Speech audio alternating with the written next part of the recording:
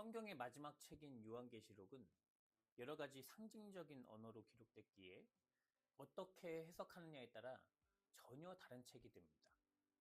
그런 특성 때문에 많은 사회적 물의를 일으키는 사이비 종교들이 애용하는 도구가 되기도 합니다. 예를 들면 666은 요한계시록 13장 18절에 등장하는 짐승의 숫자입니다. 666이라는 숫자를 이용해서 사람들에게 공포감을 심어주는 단체들이 있습니다. 또 신천지가 강조하는 14만 4천이라는 숫자가 있습니다. 신천지는 14만 4천 명 안에 들지 못하면 지옥으로 들어간다고 합니다. 성경에 있는 말들을 그럴듯하게 짜깁기 해서 지옥이라는 공포심을 심어주면 기독교인들은 심리적으로 쉽게 지배당할 수 있습니다. 세상 모든 글은 글이 기록되던 당시 시대의 환경과 지식 속에서 이루어지기 때문에 그 시대의 상황과 문화를 잘 알아야 글의 본 의미를 알 수 있습니다. 요한계시록이 기록되던 기원 후 96년경 당시 로마의 황제 도미티안은 로마의 지배 아래에 있는 모든 나라에 황제 숭배를 강요했습니다. 대부분 나라는 로마의 힘에 저항하지 못하고 황제 숭배를 받아들였습니다만 유대교와 기독교만은 적극적으로 저항했습니다.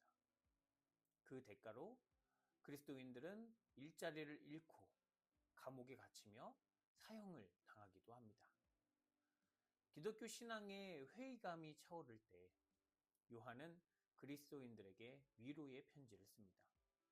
그러나 진정한 왕이 로마 황제가 아니라 그리스도라는 메시지를 직접적인 언어로 전한다는 것은 아주 위험한 일이기 때문에 요한은 다양한 상징 언어를 사용한 것입니다. 요한이 666이라는 숫자를 언급한 이유는 로마 황제 네로의 이름을 히브리어로 번역 후 숫자로 변환해 합하면 666이라는 숫자가 됩니다. 그렇다면 666은 로마의 잔인한 폭력을 상징하는 것이죠. 또한 구약 성경을 잘 아는 유대인들은 이 숫자에서 오래전 솔로몬이 이스라엘 백성에게 거두었던 막대한 세금을 떠올렸을 겁니다. 솔로몬은 성전 건축과 외교를 위해 백성에게 해마다 666달란트의 세금을 거두었습니다. 오늘날 무게로 환산하면 금 23톤이 된다고 합니다. 솔로몬이 죽은 후 백성들은 그 아들에게 전하기를 왕의 아버지가 우리에게 매운 멍에를 가볍게 하라 하며 솔로몬을 원망했습니다. 이렇게 666은 바코드나 베리칩이 아니라 로마의 억압과 폭력을 의미한 것입니다. 14만 4천이라는 구원받을 자의 숫자도 그렇습니다. 유대인들에게 1만 2천은 완전한 숫자입니다. 14만 4천 명은 이스라엘의 12지파에 1만 2천 명을 곱해서 나온 숫자입니다. 이 또한 구원받을 기독교인들을 상징적인 숫자로 사용한 것일 뿐 하나님의 구원은 온전한 믿음으로 사는 모든 기독교인을 향해 있습니다. 요한은 편지의 서두에서 성부와 성자와 성령의 이름으로 인사를 하는데 먼저 성부 하나님을 이렇게 지칭합니다. 지금도 계시고 전에도 계셨고 장차 오실 이. 그 하나님은 8절에서 알파와 오메가라고도 합니다. 알파와 오메가는 헬라어 알파벳의 첫 자와 마지막 자입니다. 하나님이 세상의 시작을 일으키신 분이고 언제가 될지 모르는 마지막 때의 주인이라는 뜻입니다. 로마의 지배를 받고 그에게 완전히 순종하는 것만이 살 길이라고 믿는 사람들은 그리스도인들의 믿음을 이해하지 못합니다. 올해 노벨 문학상을 받은 작가 한강의 채식주의자에서 남편은 자기 아내를 이렇게 설명합니다. 특별하지도 않은 사람, 끌리지 않는 사람, 내가 그녀와 결혼한 것은 그녀에게 특별한 매력이 없는 것 같이 특별한 단점도 없이 무난해서 라고 합니다. 이 남자는 자기 몸에 맞추는 옷을 고르듯 아내를 선택한 것입니다. 이런 사람에게 아내도 독립된 한 사람이다. 그의 생각을 존중하라라는 등의 조언은 도무지 이해할 수 없는 말입니다. 우리나라도 가부장적인 시절을 지낼 때는 이런 말을 알아듣지 못했습니다. 그러나 여성들이 자기 이야기를 하기 시작하고 다양한 사례들이 세상에 퍼지기 시작하면서 이제야 남성들은 무슨 말인지 조금씩 이해하기 시작합니다. 이렇게 뿌리 박힌 고정관념은 벗어나기가 어렵습니다. 그리스도인들은 유대인들의 고정관념을 넘어선 사람들입니다. 하나님의 본성이 징벌이 아니라 사랑이고 그 사랑은 태초부터 지금까지 그리고 영원히 우리와 함께 있다는 것을 깨달았습니다. 로마의 법의 공포를 느끼지만 그것이 삶의 전부가 아니라고 생각합니다. 그 깨달음은 예수 그리스도에게서 왔습니다. 요한이 고난받는 터키의 7 교회에게 보내고 싶은 가장 중요한 메시지도 이것입니다. 로마의 잔혹한 통치도 하나님의 심판 앞에서는 모두 무너질 것이니 하나님의 자녀답게 악한 권세에 굴복하지 말라는 격려입니다. 그렇게 이 편지를 읽는 사람들의 마음속에 깊이 새겨야 할 것은 그 무엇보다 예수 그리스도가 누구인지 아는 것입니다. 그래서 5절, 6절에서 요한은 예수를 다양한 방식으로 설명합니다. 충성된 증인, 부활한 자, 임금들의 머리, 해방자, 우리를 나라와 제사장 삼으신 분이라고 합니다.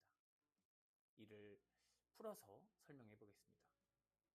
사람들은 세속 권력과 문화, 물질이 세상의 전부라고 생각합니다. 그럴 만한 것이 권력과 율법은 눈에 선명하게 보이고 하나님의 능력은 보이지 않기 때문입니다. 그러나 예수님은 하나님의 능력과 힘을 선명하게 보고 계셨습니다.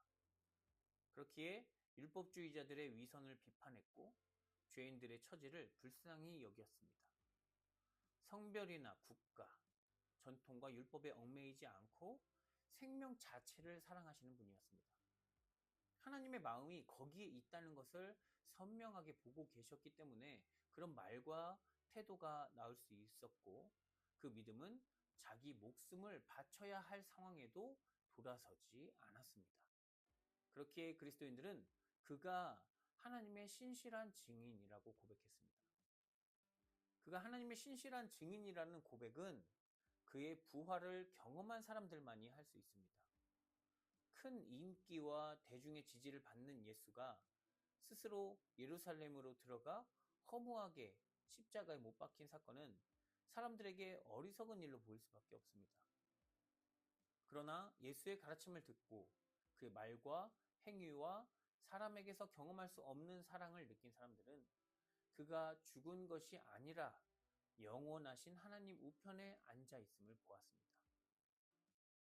이 부활의 경험을 한 사람들은 이제 로마의 황제가 진짜 왕이 아니라는 것을 알게 됩니다. 그 또한 두려움에 사로잡혀 더 큰 칼을 휘두를 수밖에 없는 한낱 사람이라는 것을 깨닫게 됩니다. 세상 모든 사람이 두려워하는 로마 황제도 하나님의 심판 앞에서는 그 어떤 힘도 쓸 수 없는 지푸라기에 불과하다는 것을 깨닫습니다. 그렇기에 그리스도인들은 세상 모든 사람이 황제를 숭배하고 로마에 순종해도 진짜 왕이 누구인지를 알고 있기에 가짜 왕에게 영혼을 팔지 않았습니다. 그래서 요한은 예수를 임금들의 머리, 왕들의 지배자라고 고백합니다. 이 땅의 모든 지배, 즉 죄에서 우리를 해방해 주신 분, 모든 믿는 자들이 이 땅에서 하나님과 연결된 제사장 역할을 할 수 있게 해주신 분이 바로 예수 그리스도입니다. 그분은 오늘도 우리를 하나님께로 인도하시는 그리스도입니다. 세상 사람들은 각자 자기 눈에 보이는 대로 구원을 찾아갑니다. 정치가 나를 먹여 살린다고 생각하는 사람들은 정치의 영혼을 팝니다. 옳고 그름을 따지지 않고 자기 영혼을 팝니다. 최근 뉴스에서는 고귀한 척하던 정치인들이 한 여론 조작자에게 구걸하며 정치 생명을 이어갔다는 의혹이 보도되고 있습니다. 악에 물들어 사는 것이 당연한 것처럼 보이는 세상입니다. 이렇게 죄로 물든 세상에 살지만 예수 그리스도의 삶과 죽음 그리고 부활의 의미를 깨달은 사람은 다시 태어납니다. 내 생명이 돈이나 명예나 권력이나 지식에서 오는 게 아니라 하나님께 달렸다는 것을 깨닫습니다. 그리고 삶의 태도를 바꿉니다. 세상의 힘이 두렵기는 하나 두려움에 사로잡히지 않습니다. 돈이 필요하나 돈에 영혼을 팔지 않습니다. 미워할 수는 있으나 증오하지 않습니다.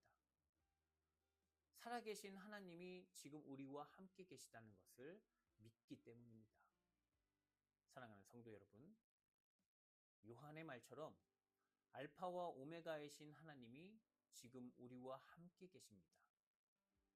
사람의 능력과 힘을 의지하는 사람은 결국 그 힘이 무너질 때 함께 절망할 것이나 영원한 생명의 주인과 함께 있는 사람은 어떤 고난과 시련이 와도 무너지지 않고 생명력 있는 삶을 살아갑니다.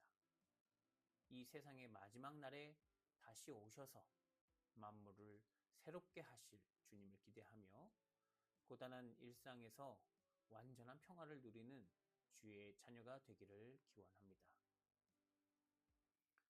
생명의 주님, 로마의 잔혹한 폭력에도 알파와 오메가이신 주님이 함께 하심을 믿으며 진정한 왕이신 예수 그리스도를 바라보라는 말씀이 우리 앞에 있습니다.